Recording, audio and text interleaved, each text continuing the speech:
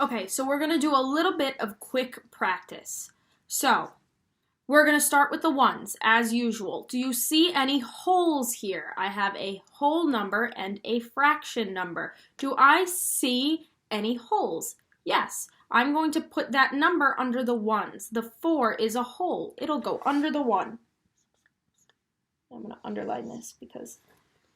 Do I see a fraction? Yes, so I need to put my decimal point. My decimal point should go a little lower. It should go down here.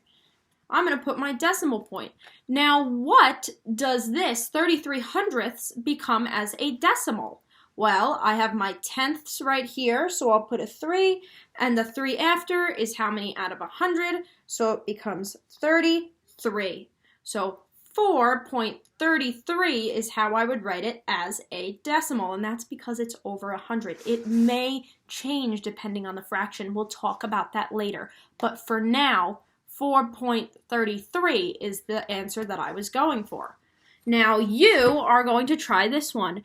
Fill in my tens, my ones, tenths, and hundredths chart. I have 1 and 24 hundredths. First, fill in how many wholes there are, how many ones. Tell me how many ones there are. 1. So I would put the 1 right here. And I would put a decimal at the bottom. Don't forget it. Now, what do I do with the 24 over 100? It would become, write it in. As I'm doing it, you're writing it in. Where would I put that 24? Perfect, right there. 24. Tenth and hundredths. So 1 and 24 out of 100 would become 1.24. So we're going to talk later about how this works, and I want to do one more, and then as we go into different types of fractions, you'll see that we have to convert them sometimes. We're not going to do that now. This is the hardest that it's going to get right now.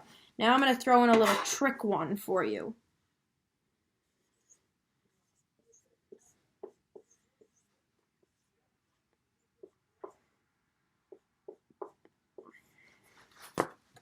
What about this one? And I'm going to erase this too. This way we're not looking at 6 problems at once.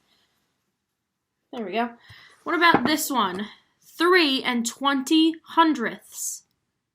3 and 20 over 100. How many ones are there? 3. There's 3 whole numbers. That goes in the ones. And I put my decimal. How about the tenths and the hundredths? So we can do 2 different things. I can put 3.2 because it's technically 2 out of 10, or because there's that 0, it becomes 23.